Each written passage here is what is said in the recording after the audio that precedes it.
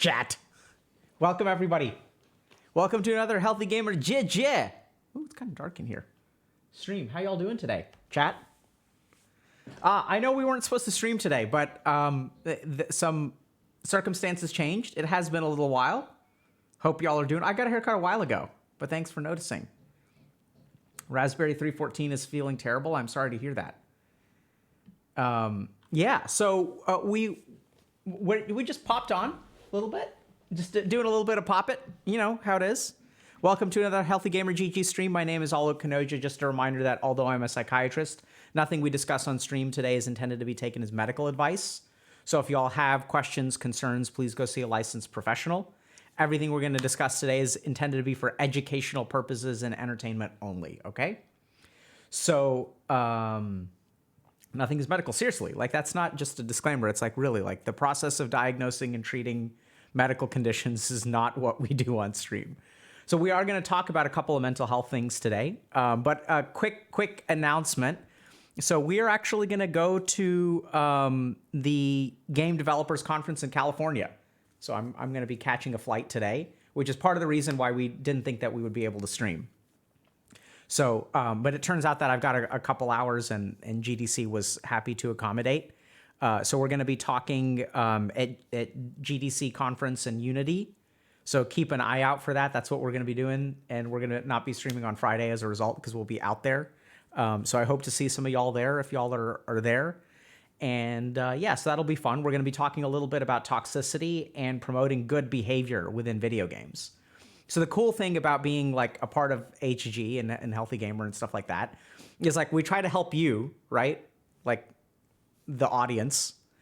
And it's really cool because we get a lot of, questions and requests from game developers to like help us, like people who are interested in making less toxic communities will reach out to us. People who are like interested in making like video games a tool for like good and positivity and building good communities and things like that. So we'll kind of talk with them, sometimes help them out a little bit. So that's cool. So hopefully like we'll I have a lot of thoughts about, so if you like, anyway, I don't want to spoil things, but I have a lot of thoughts about how to build positive communities, which y'all have taught us a lot about. So thank you very much for being such an awesome, positive community, those of you that are out there. So we're going to be doing that. And then we still have group coaching spots available. So if y'all are interested in getting together with a cohort of people to better understand yourself, better understand how to approach life, how to find purpose, how to work on your issues, things like that, how to get more motivated, then group coaching is a great opportunity for that. I think one of the advantages of group coaching is that it's a little bit more skills oriented. So you're going to learn tools for introspection and inquiry for yourself and other people. And hopefully your group members will get to know you pretty well. And as a result, they'll be able to hold your feet to the fire. And there's an accountability element to it that we sometimes don't see in personal coaching. So if that's kind of interesting to you, then by all means sign up. Okay? So today, we're going to do a couple of posts. Let me just show y'all what we've got on the docket for today. And then y'all can tell me which one we want to do first, okay? All right. So one is, I feel like I won't be employable when I graduate. 2 is, I'm nearly 30 and unable to find purpose and connection. I'm starting to consider hitting Alt F4. And 3 is, the image of the person I thought I am got destroyed and now I feel dead inside. Right? So different things. So let's see if we can... let's see if we can find, let me see if I can figure out how to do this. Poll, chat. Okay, last one, hold on. Dr. K is gonna try to poll himself. Can I do it, chat? Can I do it, manage poll? Here we go. Wait, what? New poll. Okay. Which topic? Number 1 is I'm unemployable.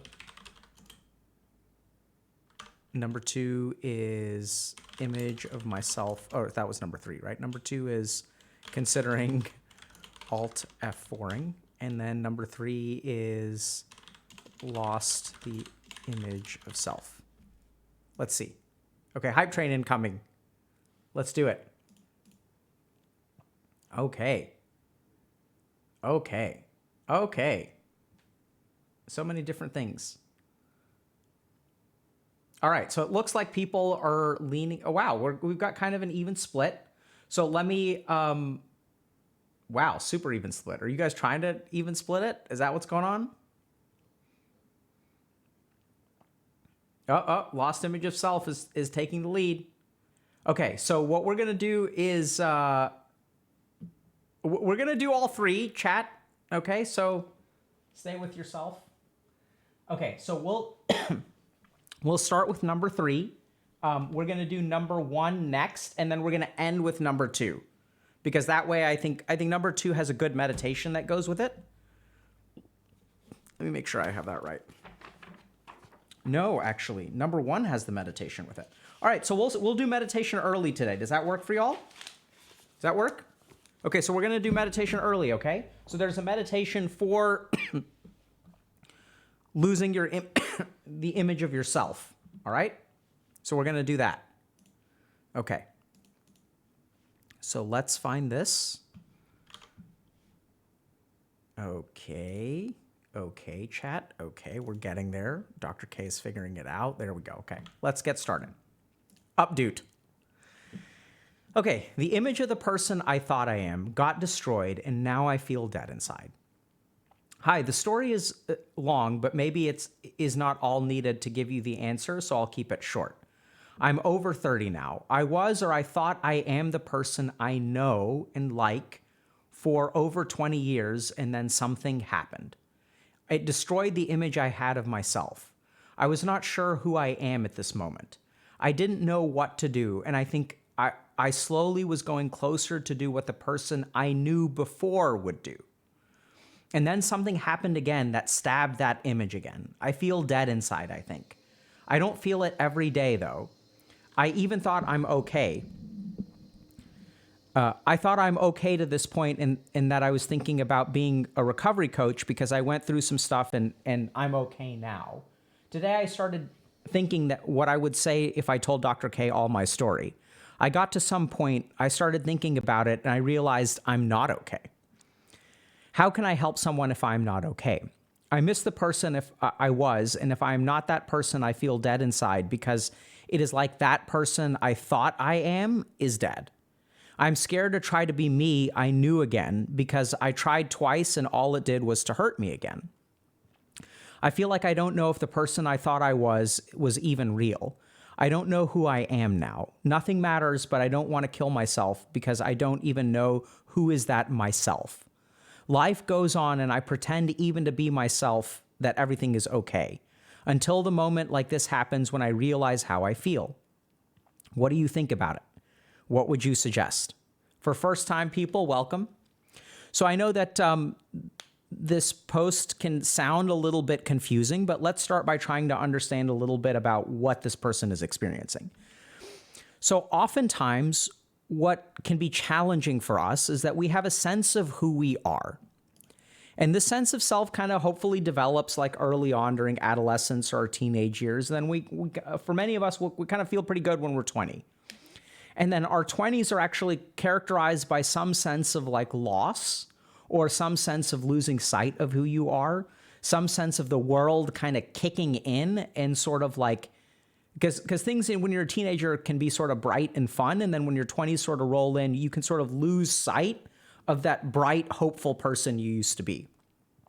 And then what ends up happening is we sort of try to hold on to that person, right? So like that person used to be like excited to do things. They used to be excited about the future.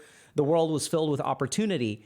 And so then what happens is we start to like, things can happen if we kind of pay attention to this post. It sounds like this person had a couple of setbacks. And then when we have setbacks, we sort of lose sight of our positive self. And then we're kind of left with this vacuum of like not being internally motivated because like that person feels like they're gone and all of my motivation came from that person. And then we run into a separate problem, which is that like once we lose track of kind of our inner self, right, that inner kind of guiding force, then what we try to do is we try to figure out, okay, how am I supposed to navigate now? Like if I don't know kind of who I am or where I am or what I should be moving towards, how do I figure out like where to go if I don't feel naturally excited about anything? And then what we do is we cling to our image of former self. Well, that person back when they were 20 years old would have done this. That person would have done this, and that person would have done this. So we try to like hold on to the memory of who we were. The funny thing is that as we hold on to the memory of who we were, it kind of starts to feel like life is very like artificial because there's no actual internal drive anymore, right? It's sort of like, I want y'all to just kind of think about a really simple analogy, which is, let's say that I'm really, really craving to eat a particular kind of food. And I remember that craving is super, super strong, and I really, really want to eat that food. And then as I start to eat it, I start to get satisfied. And then the craving kind of goes down. And then my desire to eat doesn't really isn't there anymore, right? Because in this situation, it's been satisfied. But then what sort of happens is that if I continue holding on to that relic of what I wanted before, and I think to myself, oh, like this food made me happy before, so let me eat it again, let me eat it again, let me eat it again. It's not going to bring you the same kind of joy. So what tends to happen is sometimes when we lose sight of ourselves, we try to hold on to the echoes of who we used to be. And in holding on to the person that we used to be, we actually end up getting ourselves stuck, right? Because that's not who we are anymore. And yet we're kind of stuck between this rock and a hard place because I don't really know who I am. So how do I move forward? Because that internal voice isn't there anymore. But the best I've got, right? Because that's like the best you've got is like the memory of who you used to be. And so then you start to chase after that kind of thing. And yet, like, even if you try to chase after it, that internal motivation isn't there. So you can start to chase after it, but your actual productivity, your actual enjoyment, your actual ability to tolerate difficult circumstances without that internal drive, all of that becomes more difficult.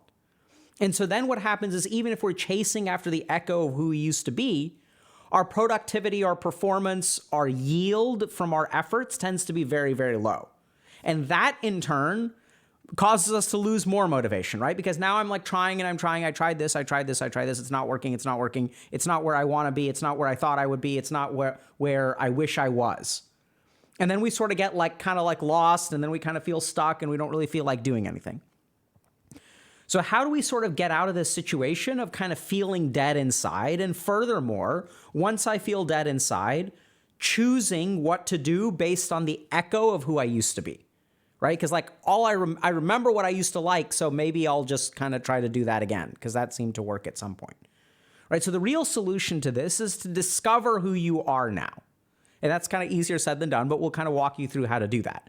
Because the problem here is that once you lose sight of your internal voice, and we'll talk a little bit about what that is and where that comes from, the best that we have is intellect to guide us. The problem is that intellect is not like something that gives you fulfillment, right? Intellect can analyze, but it can't provide enjoyment. Our mind may be able to give us like some amount of pleasure through dopamine, but it can't provide us with like life satisfaction. So then what starts to happen is we start to live a very surface level life.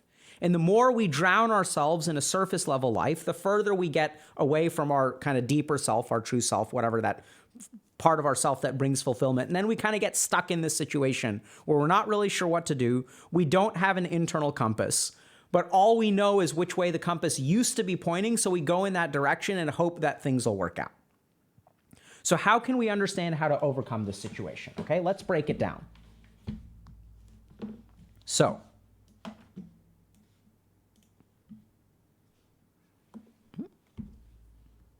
okay, let's take a look at this. So if you are dead inside, hold on, tech support. Okay, good. All right. So let's map out this problem. So if you feel dead inside. So let's first understand what that means, dead inside. How does someone be dead on the inside? Okay, so there's some psychiatric issues. So for example, there's something called the Cotard delusion, which, hopefully this person doesn't have, and we have really no way of knowing. That doesn't sound like it. So the Cotard delusion, just interesting factoid. So the Cotard delusion is a particular kind of delusional syndrome where you believe a part of your body or organ is like dead. So I'll feel like, oh, like my stomach is actually dead, or like my arm is dead. Like it's like dead flesh. It's kind of weird. It's sort of a misinterpretation by your brain of proprioception. Exceedingly rare. So this is like misinterpretation of like internal bodily signals, okay? So when we say dead inside, the first thing to understand, there is a little bit of a differential diagnosis here. We're not diagnosing anything, by the way. But so sometimes there are like conditions that will make you feel like literally dead inside. But most of the time, what we sort of mean is that there's sort of this inner self that we lose track of. So if you think about like what comes from inside, so a lot of like motivation, desire, excitement, these are the kinds of things that come from the inside, okay? And when we kind of talk a little bit about inside, let's try to think a little bit about what are the different realms of self, okay? So at our core, if you ask the yogis, there's something called Turiya. And so Turiya is our innermost being. And Turiya has some of these qualities of, it's also kind of, Turiya technically in Sanskrit means fourth state or other state. So this is kind of a state of consciousness that is beyond the other states of consciousness. So what they sort of meant is that, we've got Turiya over here, and then we've got sort of this area over here where purpose, fulfillment, inspiration comes from like a deeper part of our mind. And then above that, we have sort of our surface level mind. And in the surface level mind, we get things like dopaminergic stuff, pleasure, enjoyment, emotions, right? Sadness, thoughts. So this is kind of our surface level of mind. So when people say, I feel dead in the inside, what I oftentimes find that these people are experiencing is they're stuck up here in this area of mind. So their experience of life is highly mental, as opposed to like below the mind is like inspiration, fulfillment. You can't really like logic your way to being fulfilled, right? Like you can't just like logic your way to like being motivated. You can't kind of think your way to being motivated. Sure, you can do mental work that will help you with your motivation, sure. But generally speaking, they're kind of stuck on this surface mental level. So their lives are kind of, dictated by dopamine, the chasing of dopamine, so that we can get away from the other negative thoughts. Right? So at this surface level of mind, they're doing their level best to be at this end instead of this end. So this is like the positive end. This is the negative end. But the whole point is that they stay over here and they lose track of the inner self. Okay? And so then what happens is once we lose track of the inner self, and this sort of happens as we kind of develop, right? So as we're kids, we're closer to these parts and theoretically even have some access to Turiya. So this is a state that can be attained from sort of advanced meditation and things like that. So then what happens is we lose track. So like our inner desire, like our inner drives come from a deeper level of mind, right? So like maybe in your teenage years, you were excited about stuff and you were like, oh, it'd be cool to do this or cool to do this. Now with the pandemic, if you're a teenager now, that can actually be really challenging because it's hard to be excited. And then when you lose track of your drives, then what happens is you hold on to the memory of your drives. And then you try to get motivated towards old drives. And this sort of is a problem because what this actually ends up doing is making you stuck. Because you're a different person now, right? Like you're not the same person you were 10 years ago. You've grown, you've changed, you've maybe become more despairing. Like growth doesn't necessarily have to be positive in all of its emotional valence, right? So you're like a different person. And if you just try to repeat the old thing over and over again, what that's going to do is end up making you stuck. So instead, what we've got to do is if we've gotten stuck up here, right, and we've sort of lost track of our inner voice, what we need to do is essentially learn how to move further down this way, right? So we need to move beyond the mind, sort of to the level of drive, and then ideally even find some experience of Turiya.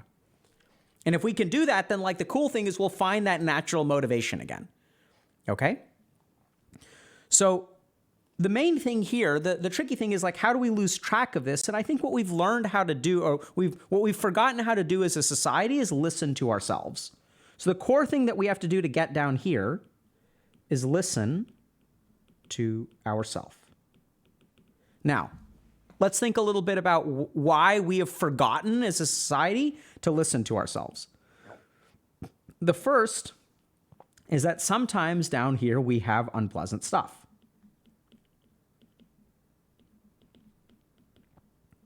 So when we have unpleasant stuff down here, what does the mind want to do? It wants to go back up here. And now the problem nowadays is that going back up here has become way too easy. So it used to be that like the amount of like dopamine you could get 500 years ago was like limited, right? So like, let's say I'm a farmer in like Europe. And it turns out that like I can only distract myself kind of so much. Like maybe I was the village drunk. So like that's a good example of people who were like really, really, good at distracting themselves. But there just wasn't that much fun stuff to do. There may be like a festival, or you may be able to like play a sport or something like that. But generally speaking, like you couldn't automatically return to a positive dopaminergic state of mind. Whereas nowadays with all of our technology, it becomes really, really easy to forget to listen to yourself, right? So like think about it this way. If I'm like playing a video game for 8 hours, think about all of the internal signals that I'm suppressing when I do that, right? When I binge watch a TV show or spend hours just like binge watching, like chain watching crap on social media, or switch from YouTube to Reddit and then do some Instagram and then do a little bit of TikTok and like doom scrolling, right? Like we can just doom scroll for hours. And the other thing that happens when we doom scroll is we're also moving over here from the negative to the positive. The funny thing is that even doom scrolling can sometimes create negative emotions. So sometimes we're actually, doom scrolling goes this way, right? This is when I'm looking at pictures of my ex or reading about how everything in the world is going to hell. I actually engage my negative emotional mind. So why does our mind do it if it's sort of negative emotion? And that's because it's moving away from the internal self. So the mind just loves to be occupied. The mind sort of doesn't care whether it's like, it's lost in sadness or like lost in happiness. What it wants to do is be lost in an emotion and like forget about the internal self. The mind loves that. Okay? So then we sort of get into the situation where it's like, it's so easy to move away from ourselves. And so now what we have to do, unfortunately, is like getting in touch with yourself is now becoming like a harder thing to do. It didn't used to require like training, right? So we've had training for it for thousands and thousands of years, right? These are what the yogis in ancient India discovered. Buddha sort of popularized, right? And then Buddhism spread throughout East Asia and then is now like spreading across, the Western civilization, Western hemisphere. So there are skills for this, but we didn't need them before. Now with the advent of technology, this is why so many people are into meditation now, because you need to counteract this force that moves you away from your internal self. And then once again, down here, we've got Turiya, okay? So how do we do this? The first thing that I'd recommend is that if you're in this situation where you feel dead inside, go get a mental health evaluation. The first thing you should do. Okay? Why is that? It's to understand that sometimes the feeling of being dead inside is actually contributed to by a psychiatric condition. Right? So we mentioned the Cotard delusion kind of as an aside. It's exceedingly rare. I don't think, the likelihood that a single person who's watching this is having the Cotard delusion is very, very low. Right? It's like I don't think that's actually what's going on. But you may have some degree of depression. Right? You could have something like an atypical depression. You may have something like a seasonal affective disorder. There could be all kinds of things going on. And remember that like when it comes to clinical depression, like something like 20 to 35% of the population will experience this. So this number is like very high, right? And the cool thing here is that there could actually be treatment for this, right? So there may be like neurochemical signals that are altered in your brain that make it hard for you to connect to your internal self. So that feeling of despair, that feeling of like lack of motivation and stuff, there could actually be some kind of neurochemical imbalance. There could be sort of a psychiatric condition going on. And that's the kind of thing where it's like, unless you sort of get that fixed, then the rest of it is going to be very, very hard. So I'd actually start with a mental health evaluation. And this too, if we kind of look at this, I went through some stuff and I'm okay now. This is really important because even if you're okay, doesn't mean that you're like healed or fixed, right? So this is where like, it's sort of like if if I break a bone and I don't set it and fix it properly, eventually like the bone will heal and I'll be able to like walk again. Let's say I like broke a bone in my leg. Like I can walk again. It's just gonna, it's not gonna be like ideal. Like it'll be a little bit harder to walk. It'll take more energy. It'll be a little bit more painful. It'll be harder to climb stairs. And so in that way, mental injuries to us, and this person sort of says like, they get their internal image has been stabbed. So mental injuries to us also try to heal naturally, but much like physical injuries, they don't necessarily heal the right way automatically, right? They sort of like scab over, whereas like you can sort of mentally reset your mind as well if you kind of heal properly. A good example of this is trauma. So like our body will adapt and equilibrate to trauma, but that doesn't mean that it's actually healing properly. We'll sort of like develop new habits, distrust for other human beings, which is what will happen after we get traumatized. And that's sort of a natural adaptation to the injury, but it doesn't actually make it an ideal healing. So it's kind of a no-brainer, but I'd say start with a mental health evaluation because I didn't see anything in here that this person had gotten that. Okay? So, next thing that we need to do. So remember the goal here for the next steps 2, 3, 4, and 5 are going to be to like rebuild your relationship with your internal self. Okay. So now what we're going to do is rebuild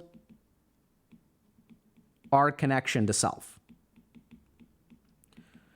So this can be done in a manner of different like introspective, spiritual kind of things, but we're actually going to start with what's easiest. So there's this very simple principle from kind of like Eastern spirituality that you start with the body because the body is the most accessible. So what we're going to do is get our body active.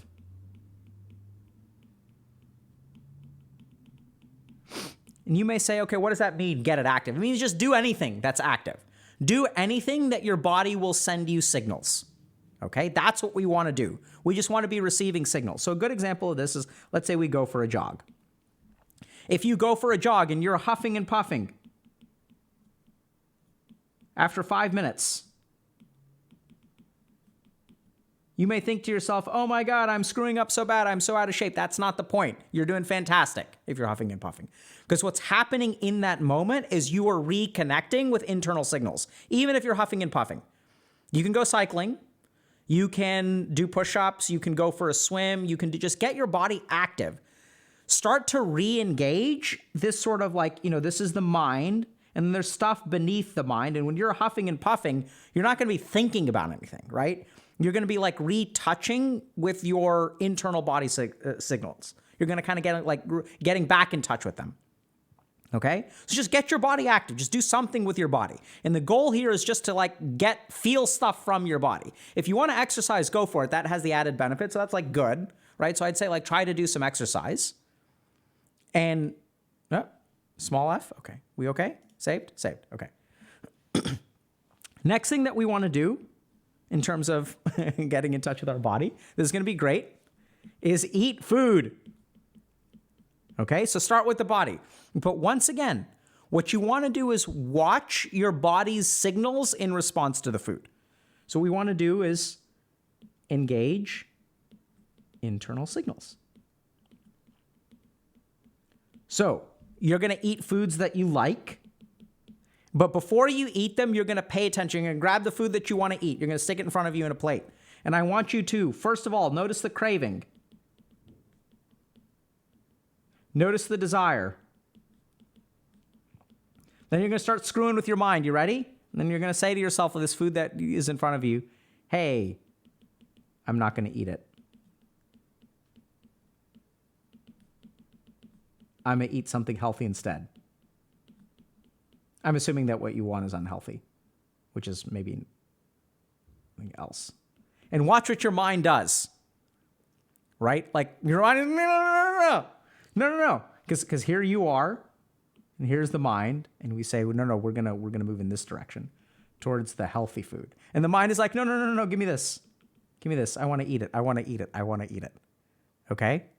And that's okay. Like, we're not going to punish our mind, but just notice what happens within yourself. So now already, like, when you do that, it's really subtle, but it's huge what this practice does. This practice puts you down here. As you are watching the mind, right? So we've got our observer, which is like looking in this direction. So now we're like looking at the mind, and we're just kind of screwing with it. And then what you want to do is eat something that you dislike, right? So you can eat the thing that you like. But once again, what we're going to do is pay attention to, like, as we tell the mind, hey, we're moving in this direction, it's going to want to move over here. And even if you eat, it's important to eat the food that you dislike. Why is that? Because you need to experience the dislike. That's really important. So experience the dislike. Because when we experience the dislike, what we're going to do is move in this direction. Does that make sense? Because now our body is like telling us, like, you're getting tastes, you're getting flavors. It's not just thoughts. There's going to be an experience of dislike. Okay? And the likes will become the dislikes and all that. That's a different chapter. Okay? We're not worried about that right now. What we want to do is just get back in touch with our internal signals. Right? So then what's happening is, like, whether we experience likes or dislikes, now what we've got is like a better understanding of motivation towards food over here. Okay? So now, like, even if you dislike stuff deep down here, it's still waking up, right? It's not dead anymore. It's sending you bad signals. Like, I don't like this, but that's okay. We're getting signals. That's the important thing. Okay? Now, as you guys do this, now comes the advanced part. So there's going to be like sort of an advanced part, and the last part is actually going to be super, super basic, which is going to be our meditation for the day. Now, our advanced part is, as we get in touch with the likes and dislikes down here, I want you to notice what directs my thoughts. Try to answer this question. Okay, so this is like more inquisitive in nature. So like once you get in touch with, it's kind of hard to describe, but you're going to have all kinds of thoughts up here. You're going to have desires that want to move in this direction. You're going to have desires that want to move in this direction. You're going to have different kinds of actions, right? I want to do this. I want to do this. You're going to have all this crap going on up here. And then down here, you're going to have your drives. But like, what actually controls your actions? What controls your thoughts? When you end up doing something, are you operating from up here, or are you operating from down here? And this is where you're going to say, like, yeah, I don't really know. I don't really understand the question even. And that's actually totally fine. This is why you need to lay out the landscape of like how the fuck you work on the inside. And the way that we're going to do this is just by creating signals and like learning like where do these signals come from? Is this my mind? Is this my body? Is this an internal drive? Right? Is it emotions? Like, who knows? The whole point of this is so that you understand like how to control this thing that you are. Okay? Right? So like listen to your heart. Like, how do you do that? We're going to figure out, are you actually listening to your heart? What's your heart saying? And it's okay if you're being controlled by dopamine. Like, that's actually not a problem right now. The main thing is to understand it. Okay? Then we get to number 5. So I'm going to teach y'all a meditation to get in touch with your body. This meditation is called Sthairyam. Okay? If you want to get in touch with your body, the best meditation to get in touch with your body is Sthairyam. Okay? So, for those of you that are memeing and thinking that, oh, Sthairyam means touch yourself. Oh, Dr. K is going to tell me to touch myself. Dr. K ASMR stream, touching yourself with Dr. K. No. It's going to be the very opposite of touching yourself. Sthairyam is not a body scan. No. Too easy, chat. Kayashtiram. Okay? Sthairyam means stillness of the body. So if you want to get the most signals from your body, All you have to do is sit perfectly still. So, if you want to feel no longer dead inside, really simple technique. Make you feel alive in 30 seconds, maybe a minute, maybe 2, maybe 3 minutes. No, Cartoon Jesse, no. So someone's saying, I do that all day long. No, you do not. You do not do Kaya Sthairyam. I'm almost 100%. This does not mean sit in a chair. What I'm doing right now is not Kaya Sthairyam because I'm moving. So we are going to close our eyes. We are going to sit perfectly still. And we are going to prepare ourselves for the torrent of internal signals that we're going to get, and we're not going to respond to a single damn one. You have an itch on your nose, you're not going to move. Some part of your body is falling asleep, not going to move. This feels weird, you want to move it, it's uncomfortable, not going to move. Okay? You can breathe. So you keep your muscle twitch. If it twitches automatically, that's fine. But we're not going to let it move. We're going to notice the twitch, and we're going to ignore the twitch. That sounds horrific. You're damn right. That's why y'all are dead inside, and you want to be not dead inside within like 3 minutes in 180 seconds. You want Dr. K to teach you the secret? Yeah, it's going to be like, it's not going to be fun, but you can do it. Okay, so this is what we're going to do. We're going to sit up straight. So try to keep your back straight.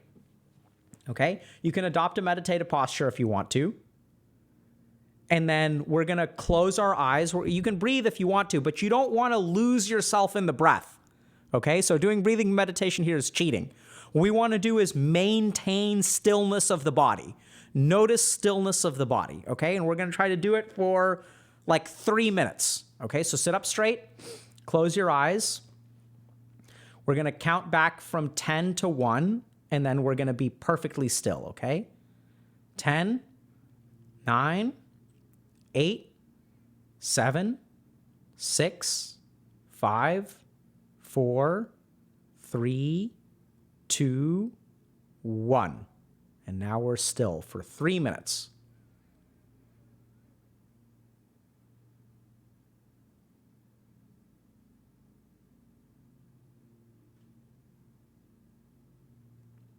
Notice all the signals that your body is sending you already.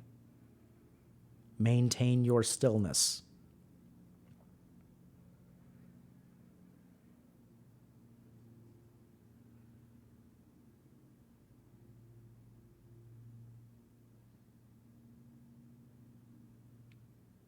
Notice the slight postural disturbances.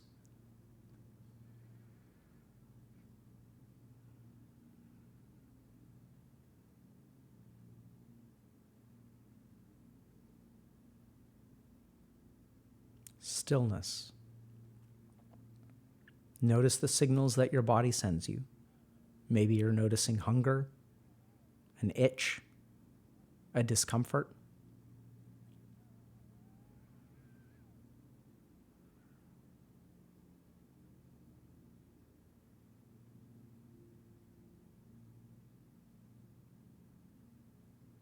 And now you may discover what a beautiful refuge breath is. As you breathe, you may notice a distraction in stepping away from all of your internal signals.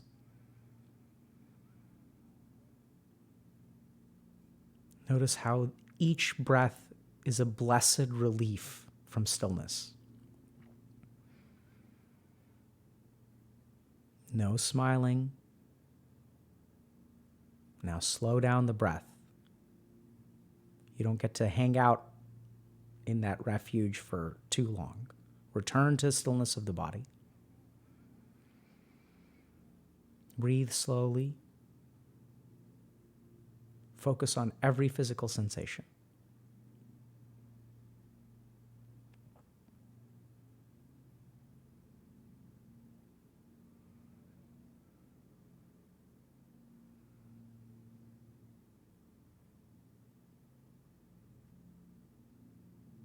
Try to pause between your breaths and focus on the signals.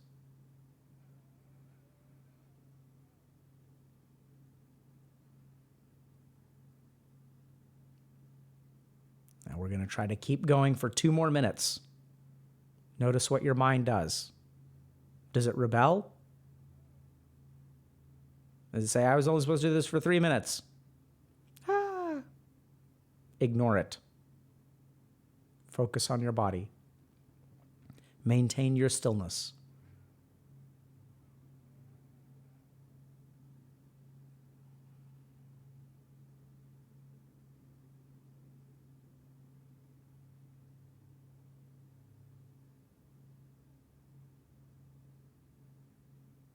Good.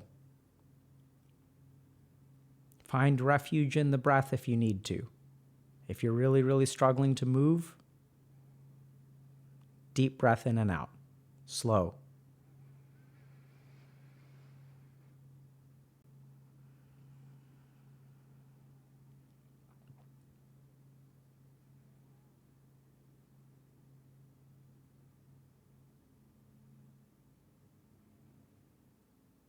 Maintain your stillness. Focus your mind. Control your body.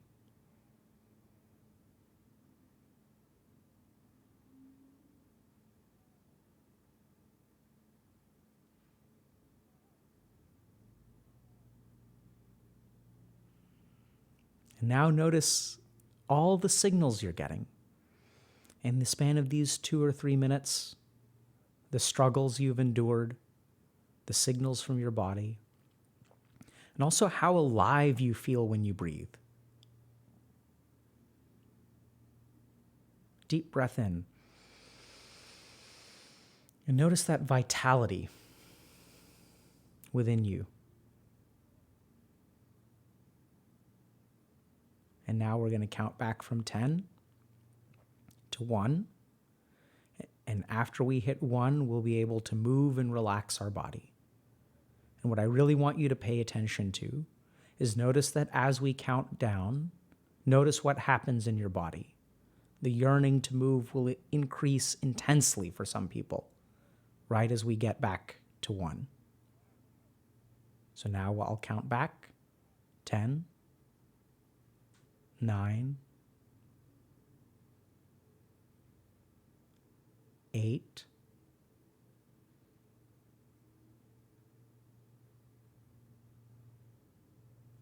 7,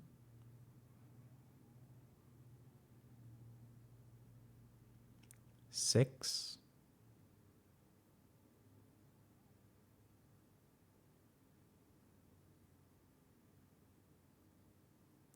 5. Maintain stillness. Oh my God, Dr. K is counting slowly. I thought he was going to count fast. Look at your mind rebelling. No smiling. No smiling. Stillness. 5. How long is it going to take him to get back to 1? Oh my God. We can do this for a while. Ignore all of those thoughts. Maintain your stillness. Focus your mind. No moving. Refuge in the breath if you need to. 4.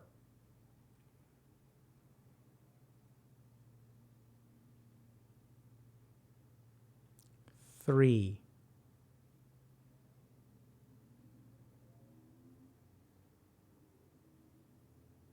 2. Oh my God, that last second, when is he going to hit it? Let's go. Notice your impatience. Set it aside. Focus on your body. Find refuge in your breath. The number will come when it comes. You will be still until it does.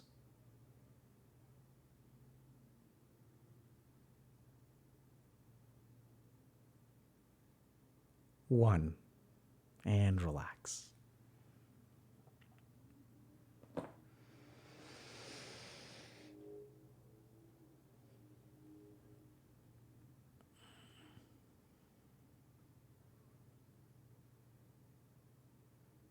How was that?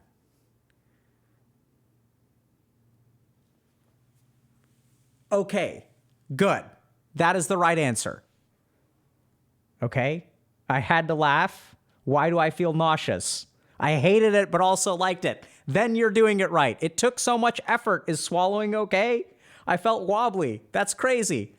Listen, let me explain something to y'all. We just sat still for like 5 minutes. That's all it was. That's just sat still for like literally. What we did is sit still for 5 minutes. Right? Like, that's all we did.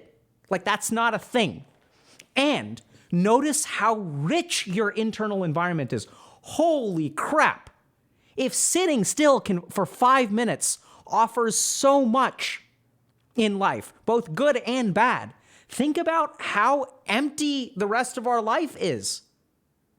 Like how we're living empty lives because we're not living them mindfully. Every experience of your life can be as intense as that.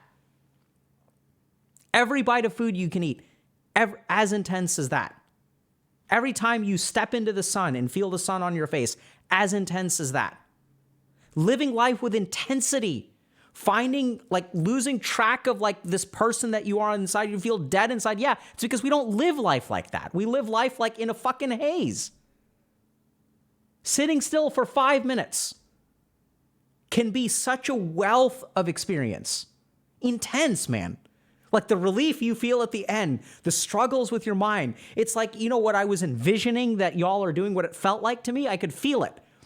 It felt to me like you're the captain of a ship in stormy seas, and the seas are trying to, like, break your ship apart, but you're holding steady in your course. And then even though you're getting rocked and bumped and there's gale force winds and all this kind of stuff, you're going to keep the ship going in the direction you tell it to go. And somehow, like, suddenly now breathing feels amazing. Like, who knew that breathing could feel so good? Moving, which we do all the time, just fidget, can feel amazing. And it's all about up here, right? This is the biggest problem that we've lost track of, is we've started to believe that living a life of fulfillment is like comes from the outside. And when all these fucking Instagram gurus, right, of which we may be guilty, who knows? I don't even really understand.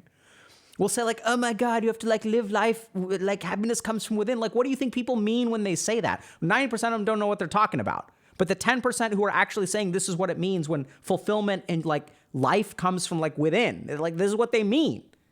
It's because they figured out that our internal experience of things is where, like, intensity and passion and enjoyment comes from. Even negativity can be intense. Like, can you imagine if you were just relaxed that whole time, like how empty that experience would have been?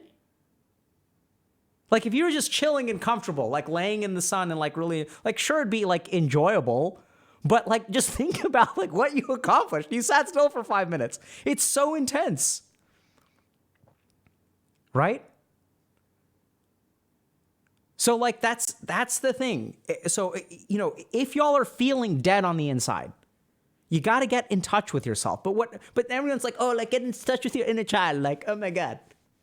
You know, like, what does that mean? This is how you do it. Like, literally, this is what you have to do. When you eat food, when you exercise, it doesn't have to be exercise. Just do something that gets your body to send you signals and be with those signals. Right? I feel like this would have been even more intense if we did it in total silence. You're absolutely correct. And you're not ready for that, which is why I was there with you. Right? So next time, you're going to be on your own without Dr. K. So you're the captain of the ship in stormy waters. Dr. K is the little tugboat that's along for the ride and is going to be giving you all a hand. But when you're ready to go sail into those waters on your own, could be today, could be now, could be tomorrow, then by all means do it. And you're damn right it's going to be way harder. Right? 5 minutes with yourself. Okay? So how do you get in touch with yourself if you feel dead on the inside? This is how. The process of getting in touch with yourself can literally be trained. Right? So let's kind of recap and wrap up. Number one, oftentimes our early years are filled with joy and light and excitement. And then sometimes our 20s hit. And then, like, things happen, right? And this vision of the world that we had starts to, like, fall apart. And it's not what I thought it was. It's not as fun as I used to be. Like, your excitement for life goes. Like, as life, you know, drags you through crap, it extinguishes the desire to live from you, the excitement for life. Then what happens is we sort of get stuck in this situation where we're chasing dopamine. We're chasing enjoyment of the mind and losing sight of ourselves in the process. Because you can like watch YouTube for 8 hours a day. Like you can do that, but you're not going to look like there's going to be like, it'll entertain your mind, but the rest of you will become like empty. And then what happens is we like start to struggle because we don't have motivation. We have like no desire. Like they're like in here, there's nothing coming out of this. There's no like, I don't feel like doing anything. So then what does the mind do? It does one of two things. Well, I used to want to do this, so let me do that again. Let me go back to the way that I used to be. Then we end up getting stuck because we're moving backwards, but you can't really move backwards. So you're just staying still. Then you feel stuck because you're not moving forward. You're chasing after what's gone, and then you're just kind of there. It's also easy to get lost in the dopamine of it, right? Like mind doesn't like getting in here because sometimes in here there's nasty stuff. So how do we get back in touch with this? First, use your body. It's the easiest way. Okay? There are other ways too, more mental in nature, but use your body. It's easy. It's very easy. Right? So like engage your body. Do something that your body is sending you signals, good or bad. So if you're take a cold shower, that's unpleasant, but your body is sending you a signal. Take a warm shower, but if you take a warm shower, this is important. Enjoy the warmth, right? Really feel that warmth. The problem with relaxing stimulation for the body is that it gives our mind the tendency to wander. Okay? You can eat food that both you like and dislike and notice the different signals that your body sends you. Last thing is notice what directs your thoughts and your actions. And then Sthairyam. Sit perfectly still, 5 minutes, 6 minutes, 7 minutes, whatever you can handle. And notice the torrent of things that comes up for you.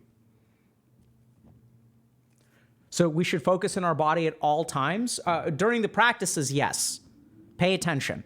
And then what you'll naturally do is you'll start to get in touch with your internal self.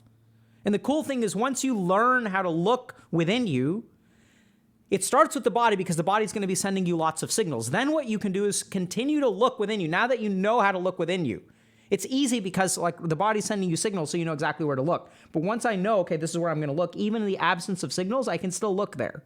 And that's when I'll start to discover like internal stuff. Okay, so someone's asking, when is Sthairyam too much? Not yet is the answer. So I think you can do this practice for 20 minutes at a stretch. Like once you've trained your body properly, you can easily do it for 20 minutes. Some yogis will do it for days, right? So I don't recommend that. But I'd say like 20 minutes of stillness is good. Okay?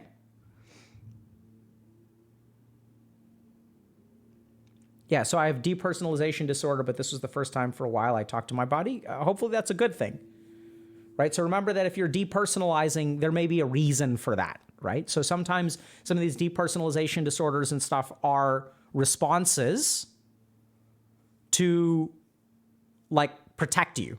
So don't rush it, especially if you've been diagnosed with something. Definitely talk to your treater about stuff like that.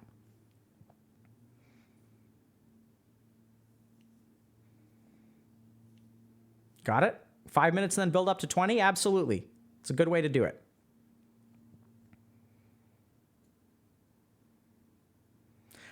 Days after that, I'd feel like I'm walking on air. Now y'all understand why enlightenment leads to happiness. Because once you do these spiritual practices, every moment of your life is walking on air. Excellent.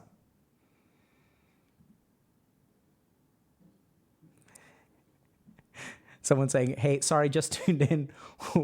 What do you let your mind do while staying still? Oh, your mind isn't going to be, your mind will have plenty to do. All you have to do is try not to move, and your mind will be occupied. Don't worry about it. Go back and watch the VOD and do the practice. Okay? It's okay. So it's a great question. I'm laughing because I think chat just experienced something. I'm not trying to keep you out. Seriously, you should go watch this. It's just, so I want y'all to notice that question and notice the questions of the intellect. and how absurd the questions of the intellect can sound to someone with experience. Do y'all get that? It's like the question is completely appropriate, right? So this is someone who's smart, is figured out, okay, like if I'm focusing on my body, what do I let my mind do? Isn't meditation about focusing the mind? It's an excellent question, right? And also like completely irrelevant.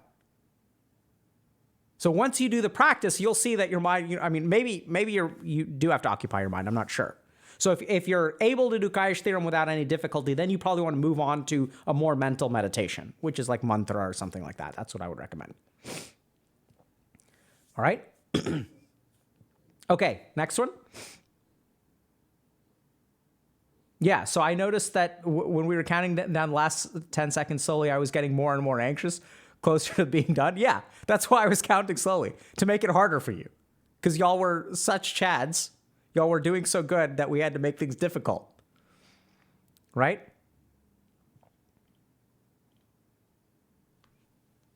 You couldn't stop laughing? Good. So next time I won't be there. This is easy mode. Little tugboat. Dr. K's your little tugboat. Next time, y'all are on your own. Okay?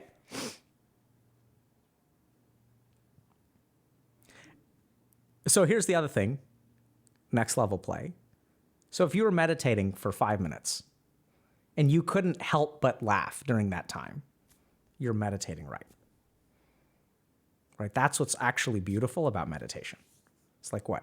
You were laughing for 5 minutes without any kind of joke or funny video or TikTok or anything like that. You were just sitting with yourself and like couldn't suppress laughter. You're doing it right. Right? So someone's saying, what if you're crying? You're doing it right. Right? So whatever is within is coming out. You're in touch with yourself. This is an antidote to being dead on the inside. Y'all get this? It's very important to understand.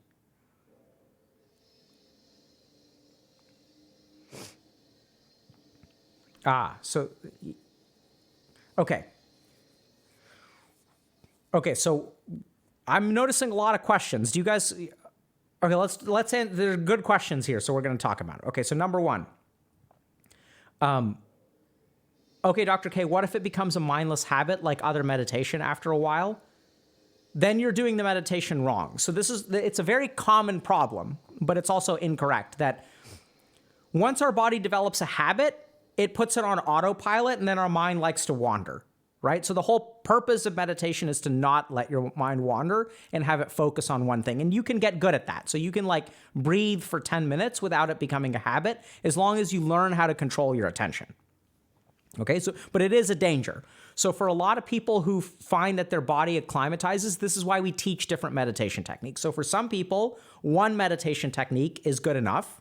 But for a lot of people that I work with, especially like people with like ADHD and stuff, what they'll do is entrain their habit circuitry. And so I'll mix up their meditation quite a bit. There's a reason why I don't do the same meditation on stream every single week, right? Because what's going to happen is all y'all are going to check out and it's going to become automatic. So that's why we teach new meditations. And over time, what you'll do, the level of focus you're training is going to be like every meditation you do is leveling up your focus without letting you engender some kind of habit and distraction. So if you do this enough times without getting distracted, then your mind will learn how to focus without it developing a habit. So that's why you should just mix up your meditation. Okay? Next question is...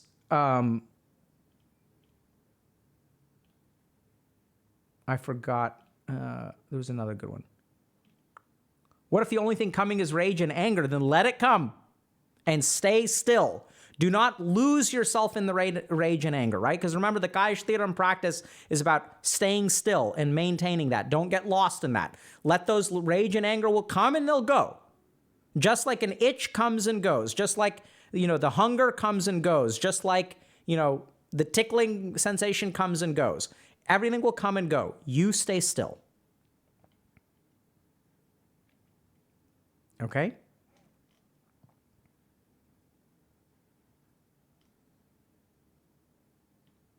Someone's asking, what if I want to smash everything in my room out of anger? Don't. Stay still. You can want to do stuff. Don't do it. The practice is to stay still. Easy. Okay? How do you control their thoughts? Is there a way? There's absolutely a way, but it's more than I can answer right now. Okay. There was another question, but I'm missing it now.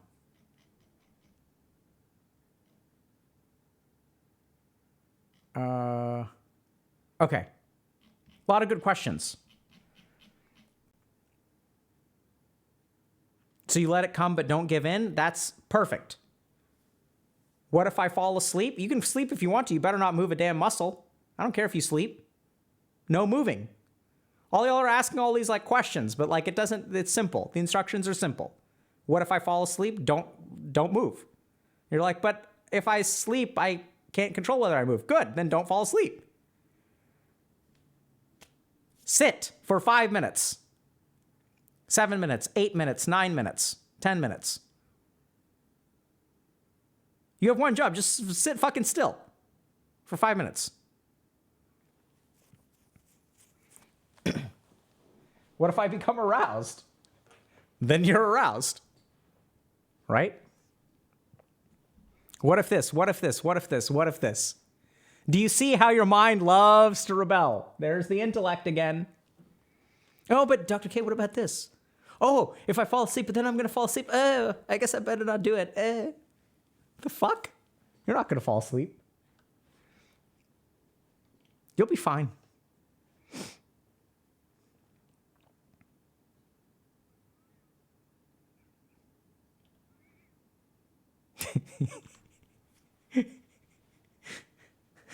You guys see that? So much resistance. Like, I get the intellectual curiosity. I really do. And if anyone feels, like I'm being, I'm beating up on particular people for asking questions. It's like, I do it with love. Hopefully y'all are getting that. It's seriously like your mind is going to come up with all these kinds of questions. Most of the questions are good. And also like, they're sort of irrelevant. Like, this is the whole thing y'all have to understand, is that the purpose of the Sthairyam practice is to help you understand how intense the experience of life can be. The mental crap is just floating around up here, right? Like, just sit, and then all of your answers will be right there. Okay? You sometimes have an erection during meditation. Is that normal? It's very normal.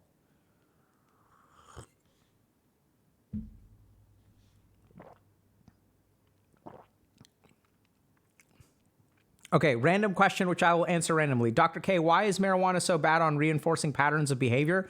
Because the habit circuitry in your brain uses endocannabinoid signals and receptors. That's why.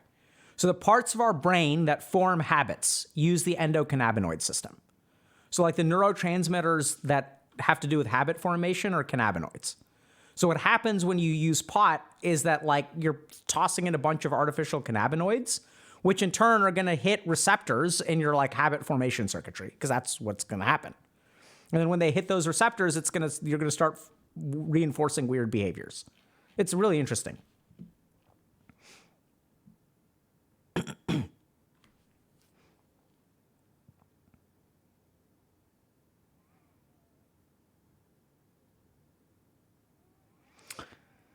Okay.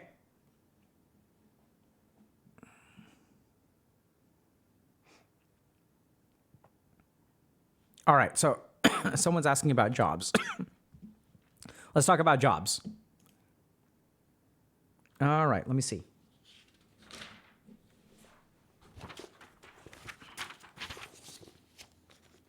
Okay.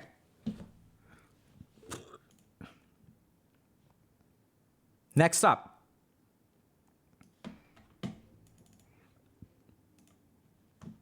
Okay. I feel like I won't be employable when I graduate. So I'm a graphic design student, and I mean, how the jokes of the unemployed art student go. But even if I have trouble finding a job due to mostly external reasons, I think I can cope with it. If things are looking pessimistic, I can accept lower paying jobs and move towns, etc. Not an insanely big deal. However, the thing is that my university doesn't really teach us how to design. They just give us projects and make us try our best. It's too late for me to transfer, and I'm honestly very frustrated with my uni, but you may say, why don't you teach yourself how to design? That's the thing. When I tried to do that, I barely had time for the insane workload I was given. It's always a balancing act between learning the basics of what you're in uni for and doing assignments. I just don't know what to do anymore. There are so many things I don't know, and I don't trust myself to learn them over the summer, as the past 2 were spent being depressed in my home. I'm already picturing the crappy state of my portfolio as I try to apply for jobs. No one cares if it's because my uni is a uni, a job is a job. I'm already seeing this now as I struggle at my work internship, and I honestly feel horrible. Like a mix of self-hate and incredible frustration towards my uni. I seriously don't know what to do. Okay. So this, unfortunately, is a problem that I've seen a lot during, especially COVID. So what's happening is I've seen a lot of university students feeling more and more pessimistic about their opportunities, their work opportunities after college. So a lot of people are feeling like really, really, not good about this. So what I'm seeing a lot of is that sometimes we have college students who are like afraid that their university is not preparing them the way that they're supposed to be. Universities aren't teaching, right? Especially with like online school and stuff like that. Like it's been really hard because the quality of education that most people are getting is going down. Furthermore, they're so busy and or so mentally burnt out that the independent learning that they should be doing to fix things is like just so hard because they're either mentally burnt out or there's a lot of busy work or other crap like that. So it's sort of like you're placed in this situation, you can't transfer. You're not getting the skills that you need. You don't have time to teach yourself the stuff. And so you're kind of just like doomed, right? And there's this kind of attitude that people have that I'm screwed because I'm not going to be employable. And like, I can see, it's sort of like you're on a train that's headed towards a cliff. And you can see the cliff coming. You can see that there's a railroad, like there's like railroad tracks that are going straight towards the cliff. Like you can't change direction. You can't slow down the train. You're like committed. And like there's the cliff and you're kind of screwed. So it can be very, very, very scary for people to like be in this situation where they feel like they're not getting adequately prepared. The tricky thing here is that there are a couple of different pieces to this puzzle that we have to consider in order to understand how to navigate towards like becoming employable. The first is, it's kind of weird, but where is your idea of how employable you are, right? So the first question you've got to ask yourself is how qualified are you to know how employable you are? So this person was kind of saying, I have a crappy portfolio. I can envision the piece of crap portfolio that I'm putting together. Whereas you have to really stop for a second and think a little bit about like, do you know what people who are looking for entry-level, graphic design artists are looking for? Right? So you're going to get your first job out of college. Like, what are they looking for? What are the requirements? How much of what you actually do in the workplace do you even learn in college? Right? So let's kind of start there for a second. Because the truth is that chances are you're actually going to be totally fine. And we'll get to that in a second. But like most people, who are hiring for the first time understand that you're coming right out of college. Most people also understand in the workplace that when you hire someone out of college, what really college is for is, or uni is for, is developing a foundation upon which you build your skills. So just as an example, like, in medical school is intense, right? So medical school is like 4 years. And there's a lot to learn in medical school. You're studying a ton. And you probably learn I probably learned like 5 to 10% of what I use as a psychiatrist in medical school. In the next 4 years during residency, you learn like 95% of psychiatry. So it's kind of bizarre. But that's true for a lot of other professions too. And graphic design, I think, is generally speaking, in a sense, no different. Is that people know that, if you're out of college, you're out of college. You're not going to be expected to be perfect. So then the question kind of comes in, like, then why does this person feel this way, right? Where are these thoughts coming from? Where's the pessimism coming from? And let's kind of take a second look at the post and kind of highlight a few things. Okay? So jokes of unemployment right at the start. if things are looking pessimistic, so this seems kind of optimistic, right? Doesn't teach us how to design. They give us projects, but they don't really teach me anything. I don't know what to do. They feel like they're learning the basics. They kind of spent some time depressed at home. I'm already picturing the crappy state of my portfolio as I try to apply to jobs. No one cares, right? Like, I'm already seeing this now as I struggle at my work internship, and honestly, I feel horrible. So this is kind of tricky. But, and this is something I've seen a lot during the pandemic, like I said. So I'm going to point out to y'all a little bit about what's going on in the mind and how this person is coming to conclusions. So if you're someone that thinks that you're not prepared for the job market, you have to remember that your mind is making that conclusion, right? But how qualified is your mind, and what is your mind influenced by? Let's take a look. So if you're a college student who feels unprepared, let's start to understand a couple things. One is, how qualified are you?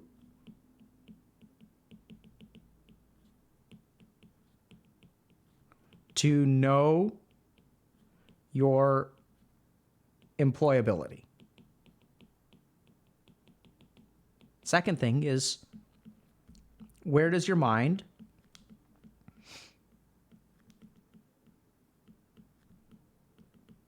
get the idea that you're unemployable?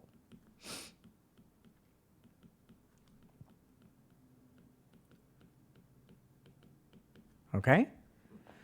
So, first thing is that you're not really very qualified. Because, like, how many people have you interviewed for design positions? Do you know what companies look for when they're hiring? Are you part of HR? Have you don't know, right? Like, I know it's kind of weird, but, like, you have no idea what people are looking for.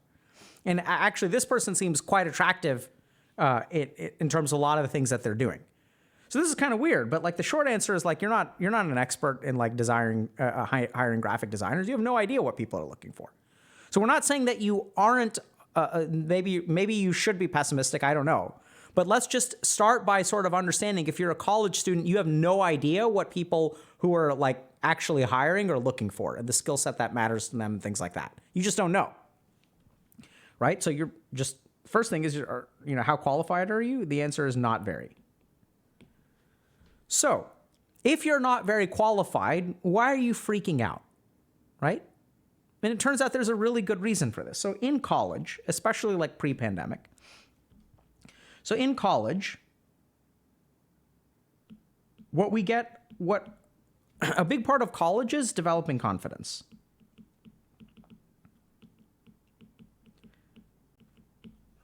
And what I've seen more and more often is that, like, this confidence kind of comes from things like grades. It comes from being, a junior or senior and working, like, being a TA for freshmen, for example. Right? So, like, it comes from grades, comes from junior, senior, comes from, generally speaking, like, learning more advanced things over time. It also comes from feedback from peers and professors. So this is really important, right? Because a lot of confidence isn't actually learning the on-the-job stuff. It's like learning things like work ethic, deadlines. This is really what college is about. And then we get these different kinds of things that give us confidence. So here's what I've noticed. During the pandemic, during online schooling, so as more programs move to online, these kinds of confidence developing things get decreased. Because you're not interacting with freshmen as much, you're not quite a TA. Even if you are a TA, if it's online, you don't really form relationships with people. It's kind of like you're just kind of reviewing work and stuff like that. So what's happening is that as our college situation and our pandemic situation changes, I'm noticing a global decrease in the amount of confidence that people have coming out of college. Okay? And then this is creating further problems. So once you lack confidence, now we're answering this question a little bit better. So once we determine that we lack confidence, then what happens is our mind concludes we are screwed. Now, has this person applied for a job? No. Do they know what employers are looking for? No. And yet their mind still comes to the conclusion that they're screwed.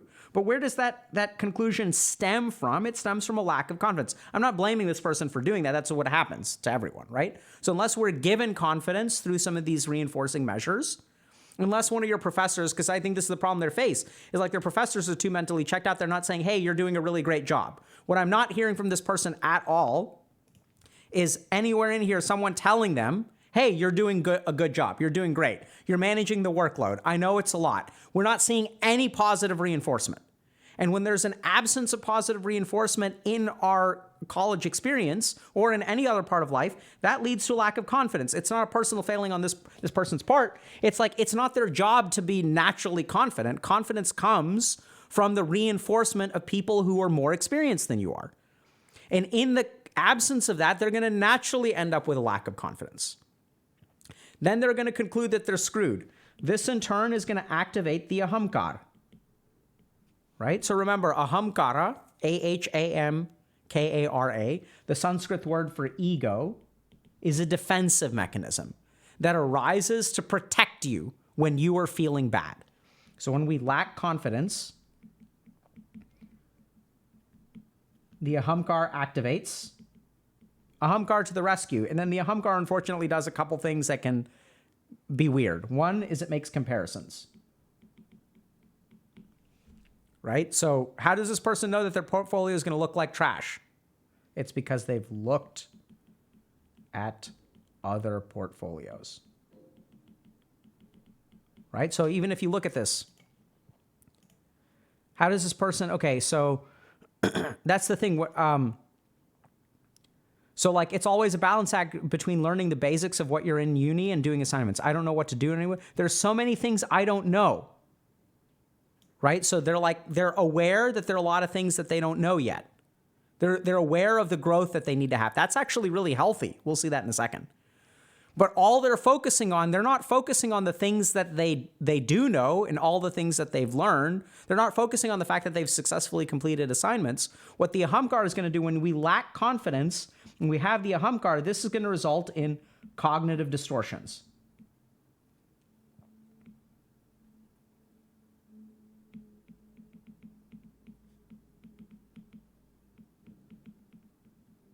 Okay? And these cognitive distortions are all going to be negative in nature.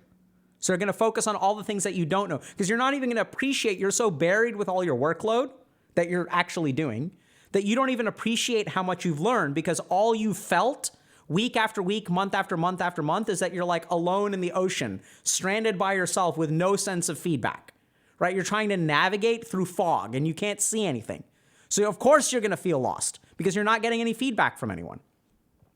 This, in turn, is going to result in I'm unemployable. Because you're going to look at all the other people. You're going to go look at like design portfolios of professionals who have websites, and you're going to compare your crappy design portfolio to theirs. And then you're going to conclude, oh, wow, look at how awesome that person is. Forget the fact that they have like 8 years of experience. You're going to conclude I'm unemployable because this is my competition. Now, this is where things get really tricky, because once you start looking for a job with this attitude, what do you think this attitude is going to do in terms of shaping the job that you get? Here's what's going to happen. Okay, first thing that's going to happen is you're going to avoid the best jobs. Okay? You're going to avoid the best jobs, for sure. Because there's no way that this person would hire you. Right? Because you're unemployable. So the first thing that you're going to do is knock out the 50% of jobs that are awesome. Or like not awesome, that are good, right? So the top 50%. So let's say here's all the jobs that you can get. This is the perfect job. This is the shittiest job that you can get. The first thing that you're going to do is X out this. So now all that's left is the bottom half. Next thing that's going to happen is like when you go in interview places, because of your lack of like confidence in yourself, you're going to naturally attract toxic workplaces. I know it's kind of weird, but this is almost a situation kind of like when you have been abused growing up, you look for partners that will continue to abuse you because it's like, it feels right, right? Even if it's not good for you, it feels right. So when you go to an interview and someone treats you with a little bit of disrespect, or they're like, yeah, I don't know if you actually have what it takes, but we'll give you a chance. That's actually going to align with your internal sense of self. So you'll be like, oh, like these people like know what to expect from me, so let me work there. So over time, what you're going to do is you're also going to shoot yourself in the foot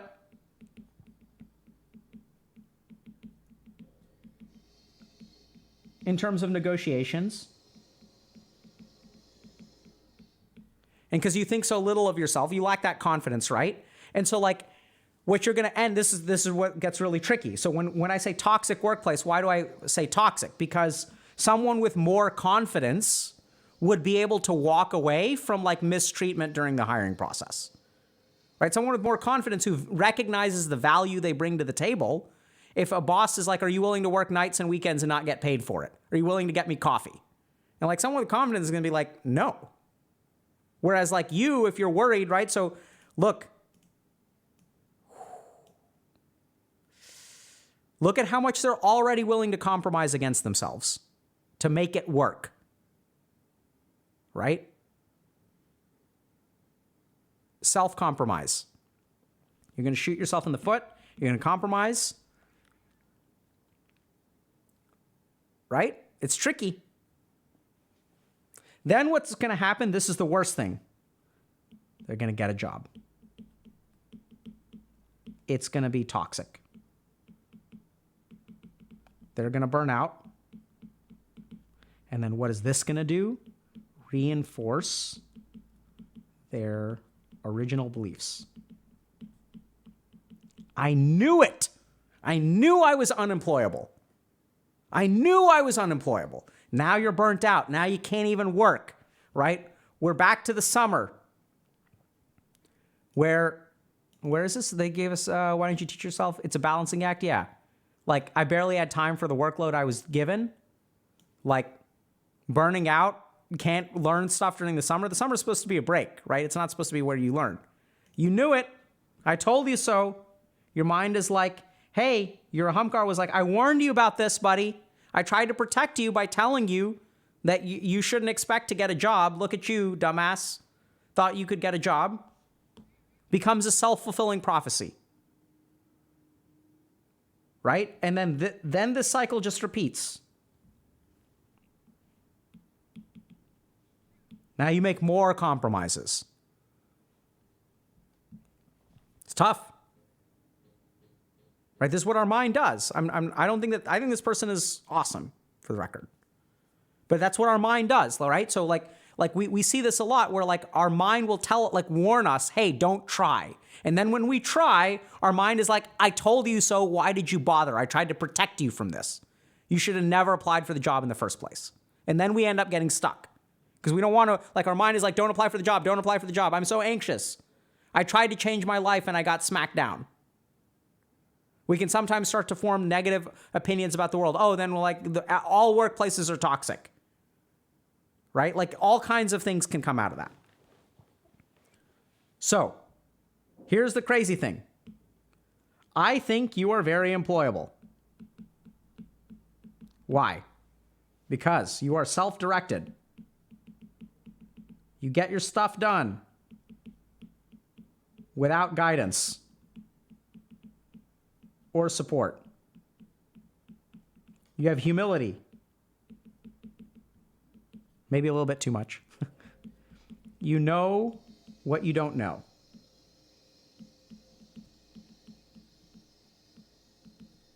A couple of other things that I'm sort of picking up here is that you're isolated.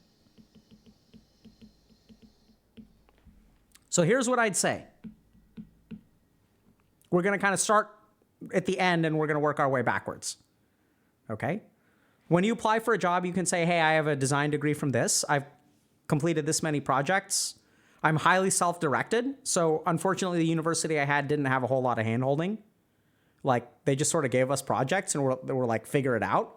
So the funny thing is, like, this is how a graphic designer works in the real world now, right? So, like, we even employ them at HG.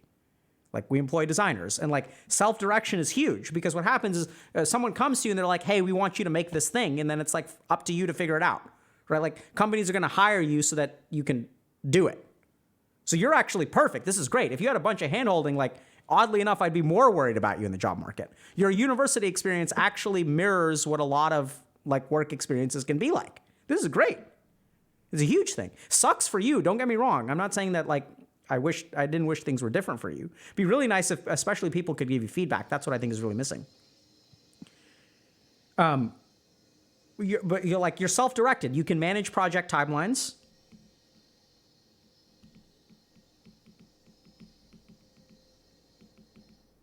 You are good at, like, learning skills on the fly.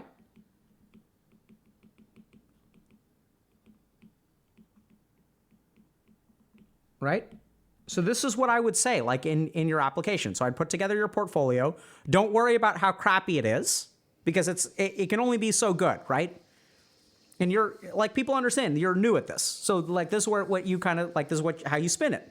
So you can just say, look, so I'm good at managing project timelines. I'm self-directed. I have a list of stuff that I'd like to learn more about that I didn't get a chance to learn in university. So you have to change the way you say things, right? You didn't say, I didn't learn anything. There's so much I don't know. I'm so incompetent. No. Instead of what you say is, here are the skills that I learned. I'm proficient in A, B, and C. And you've got to be proficient in something if you've got a portfolio.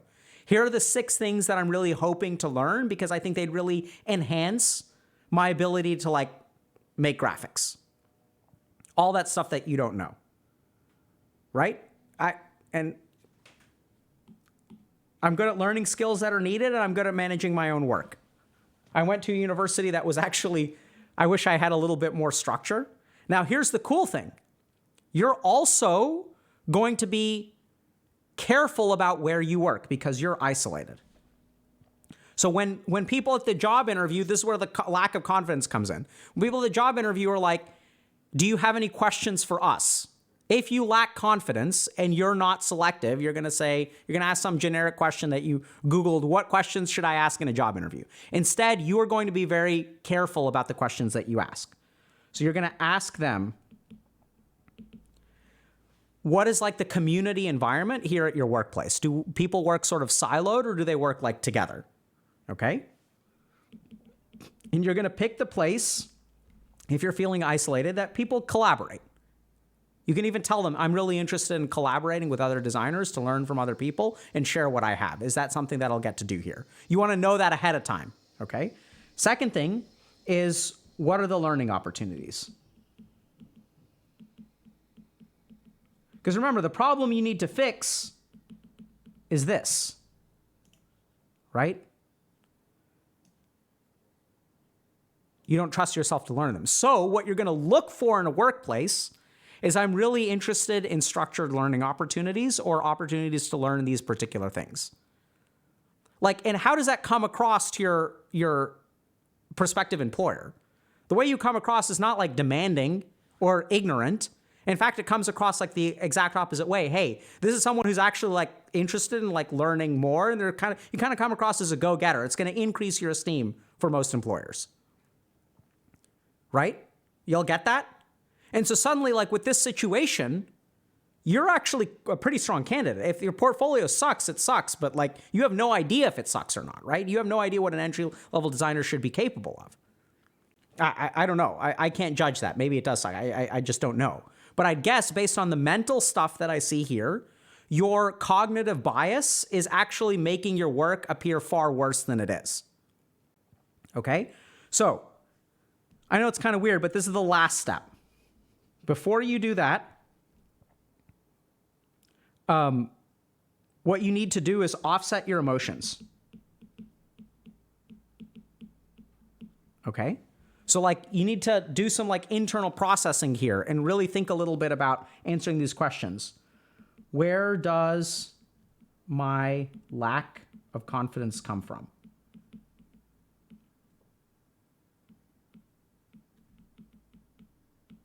Right? What does it feel like to be a student at this university?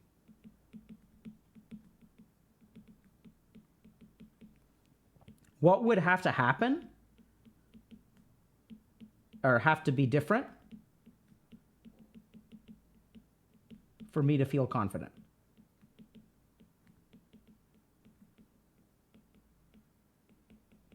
And now this is kind of interesting. So this is like a tricky question that you can get trapped by a lot. So what your cognitive distorted mind may say is learn all that stuff. If I knew how to do all that stuff, or if I had a really beautiful portfolio, then I would be confident. But those aren't real goals. I know it sounds kind of weird, but that's not like a real thing you can do, right? It's just sort of like this weird, vague idea of I'll be confident when I'm confident. Like having a beautiful portfolio, what does that even mean? Like how do you measure whether your portfolio is beautiful? So this is tricky where your mind will say, oh, if I had a brilliant portfolio, then I'd be confident. But that's kind of like your mind is setting you up for a task that can only fail. Because how do you have a beautiful portfolio? Who measures that? How can you move 1% towards a beautiful portfolio? How can you grind 10%, 15%, 20% towards a beautiful portfolio? You can't, it's an unachievable goal. Now, for those particular skills, you can pick one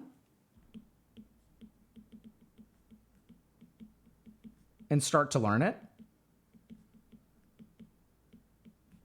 But be careful. So what do y'all think is going to happen if this person picks a skill and starts to learn it? Do you think this will increase their confidence or decrease their confidence?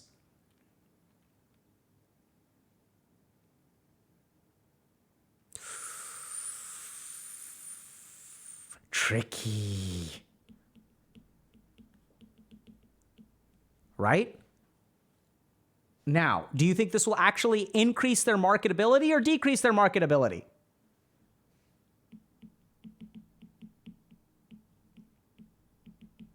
It'll increase their marketability if they learn a skill, but it'll decrease their confidence.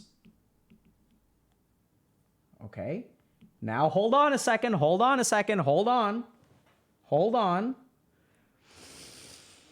If this is the situation that they're in, what do you think that says about the relationship between their confidence and their marketability? Uh-oh. It's almost as if the two are inversely proportional, right? So as the confidence goes down, the marketability goes up. So skill acquisition is our x-axis, right? And then, so like the funny thing is they could be right here, which actually means they're quite marketable and lacking confidence, which is how we get to this post. Y'all see that? So you have to be really, really careful about how your mind works, because sometimes your mind will like sort of have the opposite effect that you think it's going to have. Okay? So you got to process those emotions. And then hopefully over time, what I'd say is that last thing to kind of consider is that like, let me just think about this, if I did this right. So yeah, employability, offset your emotions. Yeah, and what I'd really try to do is get some feedback. So this is going to be really important. So a lot of times people in this situation who lack confidence avoid feedback.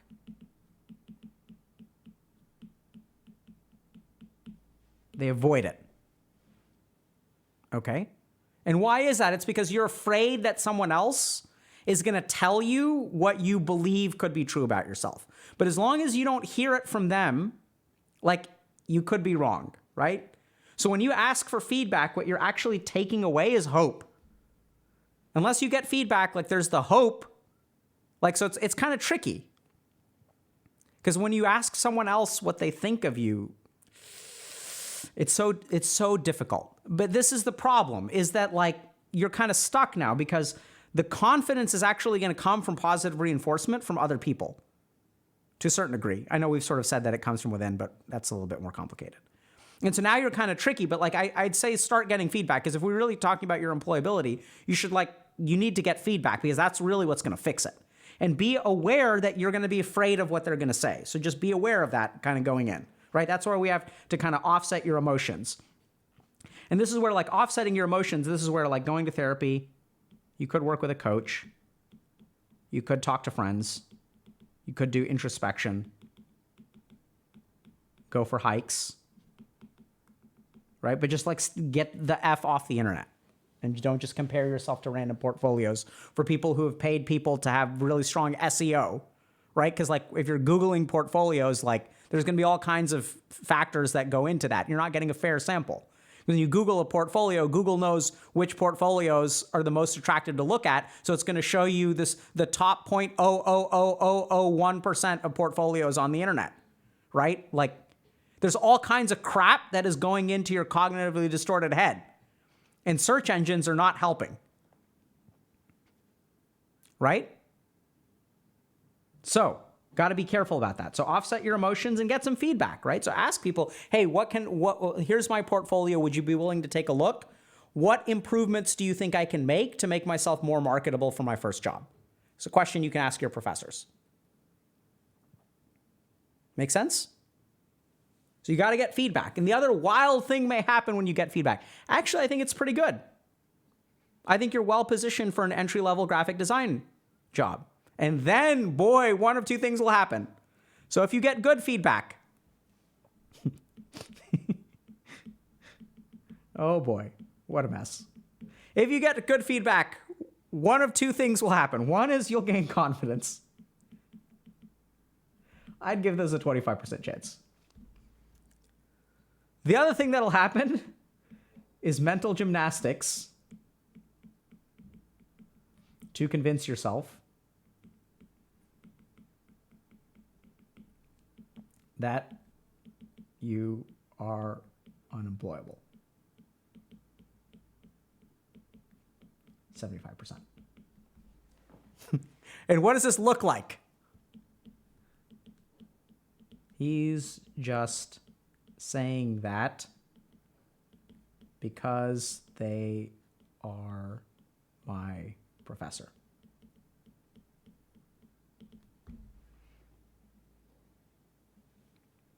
Y'all get that?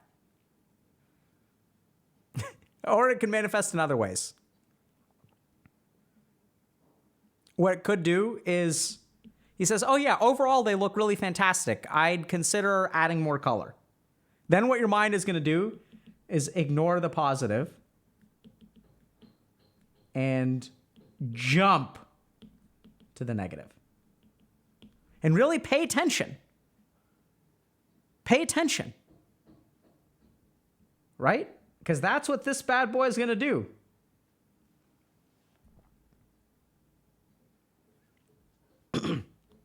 So just pay attention. Pay attention to what they actually say. Right? So it's tricky.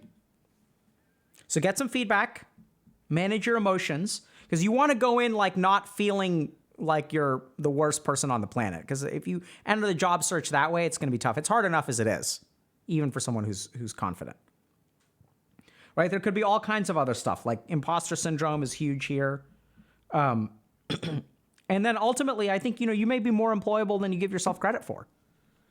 So just to kind of summarize, I know it's tricky, because a lot of times we feel like, especially as college students, like we lack the feedback with the pandemic and with more online learning and some of these degrees like graphic design that are a little bit more siloed. Like as college students, it's like really hard to be confident about your job prospects. Pile on top of that, like everything you're seeing about how the world is falling apart, and it's just food for your cognitive distortions. And then your cognitive distortions get really, really, really big. You lose your confidence. And then your lack of confidence plus your ego, which sort of arises as a result, then creates conclusions for you that you're not really qualified to make. Like you have no idea what an intro-level graphic design person is looking for. right? And then remember, there's that famous joke or whatever about, you know, there's like a famous piano teacher, let's say, and they have two students that come to them. And one is like, hey, I'd like to learn piano. And they'd say, okay, how much experience do you have? And they say, I've never played a piano in my life. They're like, great, I'll charge you $100 a week. The second person comes along and they say, I want to learn piano from you. And they say, okay, how much experience do you have? And they said, I have 5 years of experience. Great, I'm going to charge you $300 a week. And they said, well, why? Wait, hold on. But I already know how to do half of it. Why are you charging me more? And they're like, yeah, well, like I have to teach you to unlearn a bunch of crap. So I have to like wipe your slate clean, whereas this person's slate is already clean. There are a lot of jobs that really just prefer good, especially for intro level positions, really are looking for good work ethic and good self-direction. They'll teach you what you need to know, or they want you to do things in a particular style anyway. So you have no idea how employable you are, but your lack of confidence will convince you, despite the fact that you have no objective information, you have no experience hiring intro-level graphic designers, so you don't really know what they look for. But your mind doesn't tell you that it's ignorant, right? Instead, what does the lack of confidence will start coming up with answers for you. And it'll tell you, hey, you're screwed. And we see this a lot in online learning, pandemic-related stuff, siloed fields, because you don't get that kind of feedback and confidence from your peers, from your professors, things like that. So at the end of the day, you've got to be careful, because if that lack of confidence is what's in the driving seat when you look for a job, first thing is you're going to ignore all the best jobs that those may have been the right places for you. Because with your work ethic and the right kind of community, maybe you could have really knocked it out of the park. But you're not going to apply for those because you don't think you're going to get them. Reminds me of my first research assistant position at Harvard Medical School, which I got because I was the only applicant. I applied for 140 positions. And the ones that were at the medium level universities had the most competition. And some of the most, like, there's like a glut of mediocrity for jobs sometimes, where the most competitive jobs don't actually get as many candidates as like the medium competitiveness jobs. Right? Bizarre. Because everyone is like, oh, I don't think I can get the job there. Oh, this feels right to me. This is like a better fit. Oh, wow, these people are paying $75,000? I thought I'm only worth 50. Let me apply for the 51. So you got to be careful about that kind of stuff. So you may end up being more employable than you realize. And if you're not careful, you're going to select through a selection bias. You're going to pick for worse jobs. And then even in the interview process, you're going to gravitate towards toxic workplaces that treat you the way that you feel about yourself, because then it's like, then there's no imposter syndrome. Y'all get that? If you end up at a toxic workplace that treats you like crap and you feel like crap, you're not going to feel like an imposter. It's going to feel, at least it fits. Whereas if they treat you really well because you're grossly misunderestimating your value, you're going to feel like an imposter. You're like, I don't understand. Like, I don't know that much. Why are these people treating me so well? They're saying I'm doing a good job. And it's going to take you a little while for that to sink in, that maybe you're actually worth something. So what you got to do in order to overcome this is, first of all, recognize that you may be more employable than you realize. You have a lot of good stuff going for you, right? You're self-directed. You're interested in learning. You want to do a good job. You've completed a lot of projects. It sounds like you can handle high workloads. So I would emphasize all that kind of stuff, right? That you're a workhorse, you're self-directed, you're interested in learning. And you got to offset those emotions and focus on that confidence. Recognize where all these thoughts coming from. They're coming from some emotional place. And so like dig into that and work on that, because you don't want that to be front and center when you go looking for the job. And the last thing is, as terrifying as it is, get some actual feedback from people who can advise you about like how you can strengthen your portfolio or how to start building one. And the fact that you're thinking about it and it sounds like you don't have one yet, it's actually perfect. So you can even ask your professors, like, what makes a good portfolio? Or ask people who are like, if there's like a job placement department at your university, ask them like, how does one build a strong portfolio? And get some actual answers from people who may know more. And then start moving towards that. And be aware though, because there's one really tricky thing that we don't want to forget. One tricky, a lot of traps here, but this is the main trap, is that even if you get good feedback, even if you get good feedback, so recognize this, that as you start to improve and as you start to build your portfolio, you may get this discrepancy between confidence and marketability. that the better you're doing, your mind may tell you that you're doing worse. And even if you get good feedback, there's going to be another kind of mental trick here where your mind may try to convince you that the feedback is not actually valid, even though you're the one that asked for it. So be careful about those two little tricks. Okay? Questions?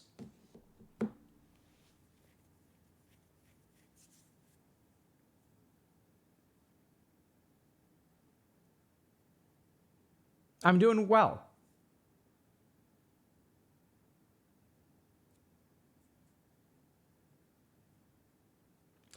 What do I think about fake it till you make it? So I think, so fake it till you make it is generally something that I'm not a big fan of. So I don't think faking it is a good idea. I think the tricky thing about fake it till you make it is that oftentimes the reason people say it works is because they're not actually faking it to begin with. They just feel like they're faking it, but they're making it. I think sometimes people like don't realize how much people in your workplace know. Like people know if you're coming to work drunk. Case in point, right? Like when you get your words mixed up on stream, maybe people know you're under the influence.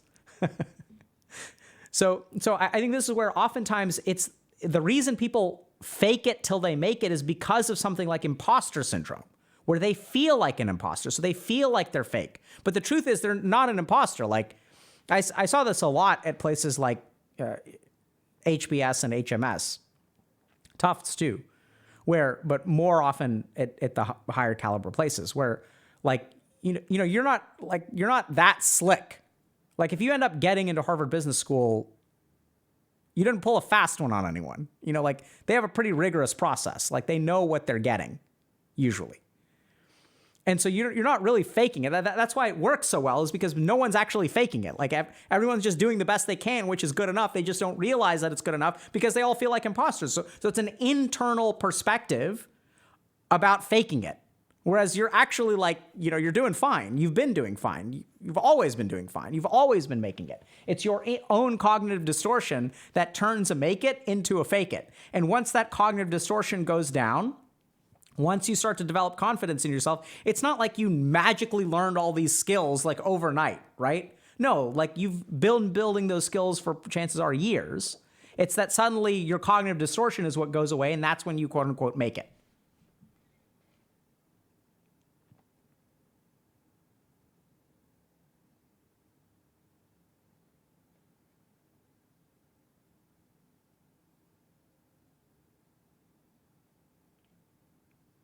Okay, let's see. There's a lot of, damn, okay. We opened some floodgates, chat. Okay. I'm almost always confident, but they want more experience. And in my area, there seem to be no entry-level positions. How do I get into the job market? Ignore what they want and offer what you have. So this is the kind of thing where it's like,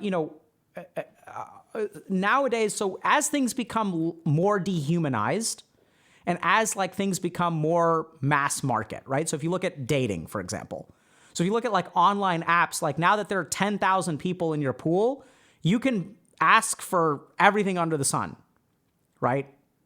Like you can put, I'm looking for a person who's this. I need someone who's going to take care of my kids, but no kids of your own. I'm unemployed, but you need to make 6 figures. I don't have a car, but you need to be driving a Benz. People just ask for whatever the hell they want. And employers are like not that different sometimes. I mean, not all employers are like that. Just like not all people on dating apps are like that, right? But this is where like you can sort of say, if there aren't entry-level positions, like even entry-level positions will sometimes have, 2 years of experience for an entry-level position. And it's just because they like game the job board. So you just apply for the job and then you just offer what you have. So you can say, hey, I'm like, what is the job actually, forget about the years of experience. Like what do y'all actually need me to do? Because here's what I can do. And if you can get to that phase, then you're going to be in good shape. Because a lot of times they're willing to compromise some on the experience. It depends on who they are and where they are and what's going on and how much you can actually do. Second thing is that you can move a little bit away from online, and this is where networking really matters a lot. So for example, like if you're in the game development space, like go to the game developers conference, right? go to the conference, like meet people, pass out business cards, add people on LinkedIn, ask them, hey, are y'all looking for any positions? I really love the work that you guys do. LinkedIn and stuff like that. Those are all, they can be good. I mean, there's a lot of trash on there, but there's a lot of good stuff too.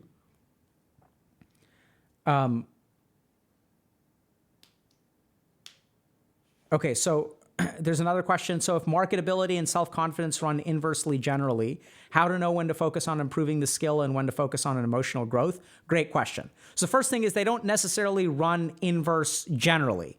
They run inverse for people who have a preconceived complex of a lack of confidence with an active ahamkar. Okay? So which one should you work on? I'd say you should kind of work on both, but that's where the feedback becomes really important. So if you don't know, are my skills actually good or do I lack confidence? That's why you go ask someone else who has more experience. Say, hey, how is my portfolio? And based on what they say, then you know, okay, is this an internal problem?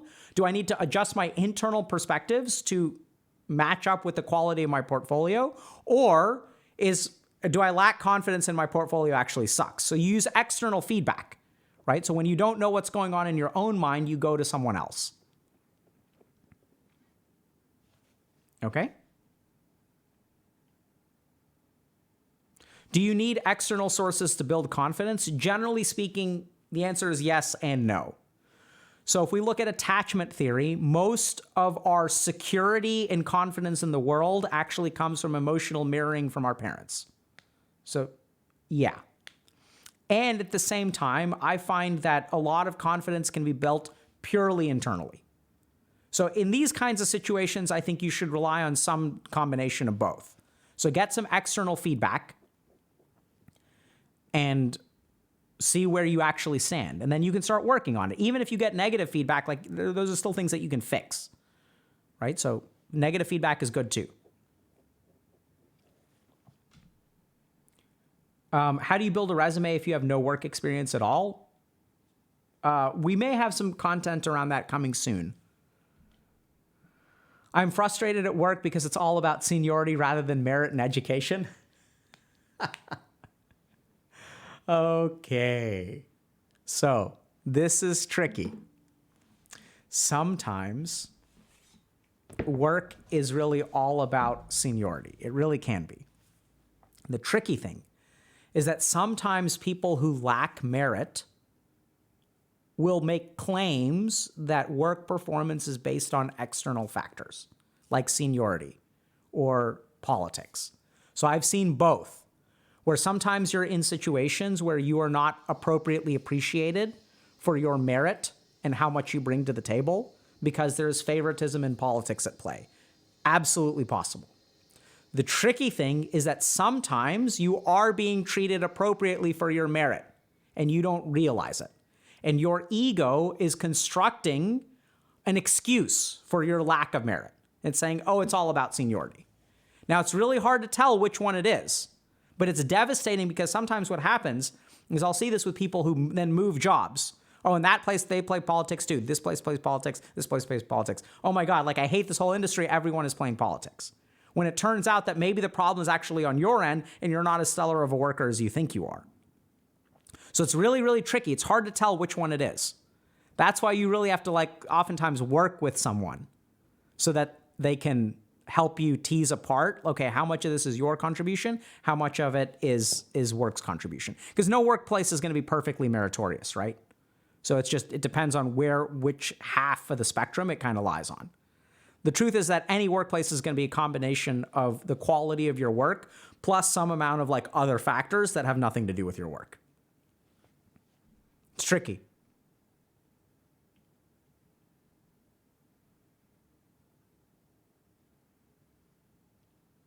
So what if you're already multiple years out of school applying for jobs daily and still nothing? I'd change the way that you apply or network. So if you've tried something 2,000 times and it hasn't worked for you yet, I wouldn't keep doing it. I would really revisit some of the other factors. So try networking or get feedback on maybe you've got some critical problem with your application. I applied to 100 medical schools and didn't get into a single one. What was the problem? It's because I had a 2.5 GPA. Right? So there could be something on your resume that you need to modify. I get some kind of feedback or change your strategy. Emotions versus logic. Should we care about emotions? Absolutely. We better care about them because they care about us. And they're a reality of the human existence. So you really, really need to be in touch with your emotions and have a very good relationship with them. And recognize that emotions are not bad. The other tricky thing, I don't know if y'all have seen this video, but I think we have a video on YouTube about how logic is really run by emotions. Most human beings don't realize this, but your logical thinking is almost never logical. Like our emotional thinking is actually far more powerful than our logical thinking. And most people who think they're logical actually have their logical apparatus being run by an emotional apparatus. You can observe this anytime you see a discussion on politics. Both sides of the picture think they're logically 100% correct, and the other side are complete idiots. And they're both operating from emotions. How would you apply some of this advice for hyper-competitive environments like AAA? What does that mean? Like AAA game studios? I mean, most of this advice comes from comes from my experience of working with people at AAA studios and things like that, at high tiers of performance. So it applies 100%. You don't think, so imposter syndrome is worse the higher up you go.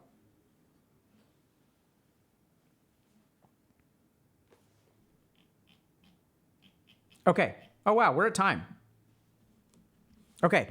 So I guess we didn't get to 3 posts, but hopefully that was helpful. Okay, so I'm noticing there's a lot of interest in work-related stuff, so I'm glad we did that post.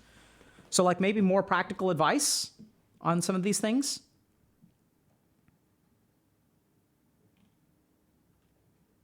Okay, good to know.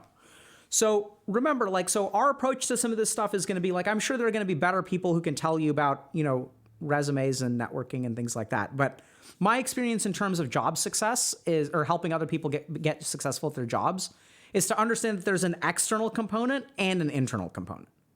So there's your actual skill at your job, and then there's the internal component, which oftentimes, and the two are very closely linked, because if you can consistently get into a flow state, if you can consistently be confident, then that's going to play out in your work, right? And that's what we also find with all the different consulting that we do, whether it's for finance or esports or whatever. When we work with people in esports or physical sports, we can't change your training regimen. But what we can do, even for physical sports, is we can optimize the person who's sitting down at the computer, right? We can optimize the person who's picking the stocks. We can optimize the person who's making the trades. We can't teach you how to make good trades. We can't teach you how to, do technical modeling for financial projections. But we can improve the person who's sitting down to do that work, which is a huge influence on how successful you are. Optimize the person doing the work. I think we have some stuff about imposter syndrome, but we can do it again. We've got to have lectures on imposter syndrome on YouTube. Let me see. And who are you rating, chat? Oh yeah, so we've got a lot of stuff about just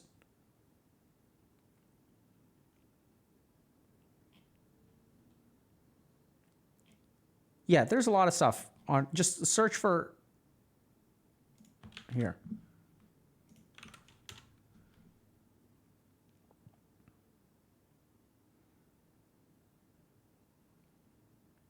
SFAND? Sure, we can rate SFAND. It's nice seeing SFAND meeting him in person.